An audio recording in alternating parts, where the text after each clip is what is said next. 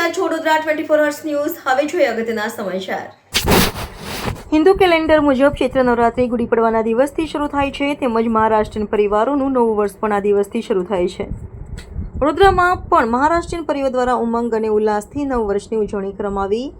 વડોદરા શહેરના વસતા મહારાષ્ટ્રીયન પરિવારો દ્વારા પરંપરાગત વસ્ત્રો પહેરીને ગુડી ઊભી કરી તેની પૂજા અર્ચના કરીને એકબીજાને નવા વર્ષની શુભેચ્છા આપીને ગુડી પડવાની ઉજવણી કરી હતી। ખડોંબાદના મંદિરે મહારાષ્ટ્રીયન મહિલાઓએ પારંપરિક વસ્ત્રો પરિધાન કરીને ગુડીની પૂજા કરીને ઉજવણી કરી હતી। આજના દિવસે બ્રહ્માજીએ આ સૃષ્ટિની રચના કરી હતી અને આ દિવસથી સતયુગની શરૂઆત થઈ હતી। એવું પણ માનવામાં આવે છે કે ત્રેતા યુગમાં ભગવાન શ્રી રામ નારાયણ અવતાર ગુડી પડવાના દિવસે બોલીને વધ કર્યો અને લોકોને તેના આતંકમાંથી મુક્ત કર્યા હતા। ગુડી પડવાની ઉજવણીમાં વાંસની લાકડીને ચોખ્ખા પાણીથી ધોઈને તેના રેશમી કે સુતરાઉ કાપડ મૂકી પર કડવા લીમડાની ડાળખી સાકરનો હાર પુષ્પહાર કરી તેની પર ચાંદી પિત્તળ કે તાંબાનો લોટો મૂકવામાં આવે છે। પછી હળદર કંકુથી પૂજા કરવામાં આવે છે। પૂજા પછી કડવા લીમડાના પાન કે ગોળીઓ ખાવાની પ્રથા છે। ગુડીને વિજયધ્વજનું પ્રતીક માનવામાં આવે છે। મહારાષ્ટ્રીયન પરિવારો ઘરની બહાર ગુડી ઊભી કરીને નવા વર્ષની શરૂઆત કરે છે અને એકબીજાને મળીને નવા વર્ષની શુભેચ્છા આપે છે। નમસ્કાર, હું સૌપ્રથમ મનીષા મોરે।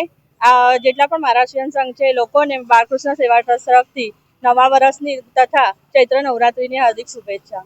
અમે લોકો દર વર્ષે ગુડી પાડવાનો પર્વ ઉત્સાહથી અને આગ્રહથી મનાવીએ છીએ અને દર વર્ષે અમે લોકો પ્રોગ્રામ પણ રાખીએ છીએ, પણ છેલ્લા કેટલા વર્ષથી અમે લોકો પ્રોગ્રામ નથી કરતા અને દર વર્ષે અમે લોકો બ્લડ ડોનેશન કેમ્પ પણ આયોજિત કરીએ છીએ અને પછી ગુડીની પૂજા કરીએ છીએ।